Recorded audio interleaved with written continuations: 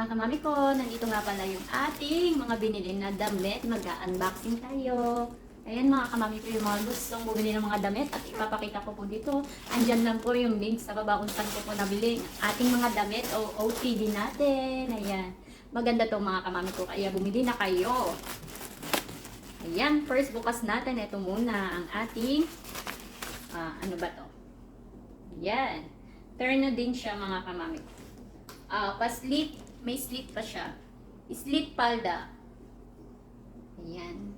Slit palda siya. Then, ito po yung kanyang crop top na damit. So, tingnan natin mamaya. At, bibihis ko po to at ipapakita ko na lang po sa inyo mamaya. Ayan. Ayan ang ating slit palda. Tsaka, ito yung ating crop top. Ito po siya at ipapakita ko sa inyo mamaya. Ayan, ayan po siya, style niya. Pag nakasuot tayo ng outfit, mga kamami ko, ganito po siya. So, next naman po tayo, unboxing tayo sa another one na ating damit. Ayan, nagpabudol na naman tayo. Ayan. Another turn na po tayo. Ito ay pants. Ito yung pants niya. Ayan. Ayan yung pants niya. Brown to ha. Brown. Ito yung tube niya. Ganyan siya mga kamami. Ayan. Mamaya natin susukatin at ipapakita ko po sa inyo. Ganyan siya mga kamami. Ayan. Napakaganda pala nito. Napaka-sexy o diba? Hindi halatang chubby tayo dito. Ayan pang slim to mga kamami ko ha. Ito na po siya. Ayan po ang ating suot mga kamami ko. Ganito siya pag suot natin siya. Ayan. Pangatlo, yan syempre di mawawala sa atin ang black terno. Hala, napakaganda pala nito. Ay, dress pala siya. Dress pala yung na-order natin. Ayan mga kamami ko, dress to ka. Dress to. Ganyan siya, tube. Tube na dress, mga kamami ko. Ayan. Ayan mga kamami ko, mamaya pakita ko pa sa inyo.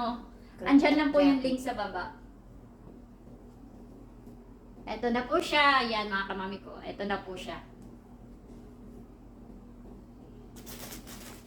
Okay, pang-apat po.